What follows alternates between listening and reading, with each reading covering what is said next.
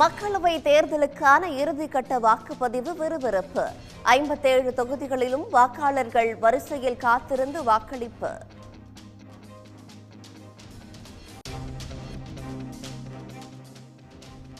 டெல்லியில் இந்தியா கூட்டணி கட்சிகளின் தலைவர்கள் இன்று முக்கிய ஆலோசனை. தேர்தல் வெற்றிக்கு பிறகான செயல் திட்டங்கள் குறித்து விவாதிக்க முடிவு.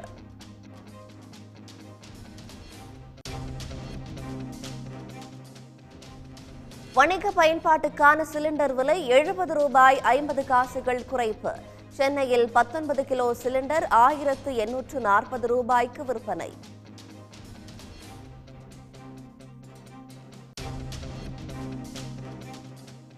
புகழ்பெற்ற ஏர்வாடி தர்கா சந்தனக்கூடு விழா கோலாகலம். யானை ஒட்டகம் முன்னே செல்ல வான வேடிக்கையுடன் ஊர்வலம்.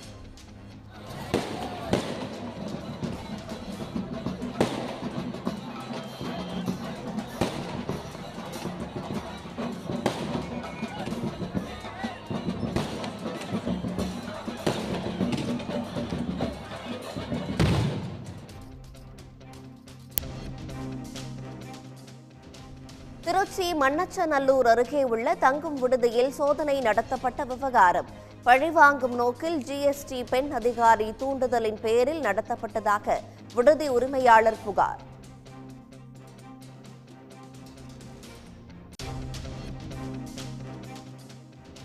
தமிழ்நாட்டில் பள்ளிகள் திறப்பு ஜூன் 10ஆம் தேதிக்கு ஒத்திவைப்பு. வெயிலின் தாக்கம் அதிகமாக இருப்பதால் கோடை விடுமுறையை நீட்டித்து தமிழ்நாடு அரசு உத்தரவு.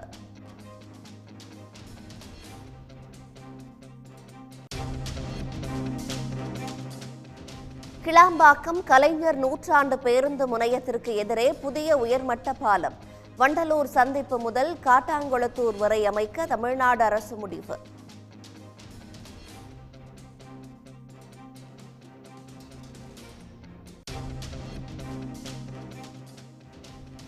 அதிமுக அணையப் போகிற விளக்கு என்று கூறிய அண்ணாமலைக்கு முன்னாள் அமைச்சர் ஆர்பி உதயகுமார் பதிலடி.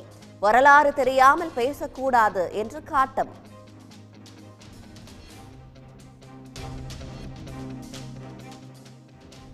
பத்ரிநாத் கேதார்நாத் கோயில்களில் நடிகர் ரஜினிகாந்த் சாமி தரிசனம்.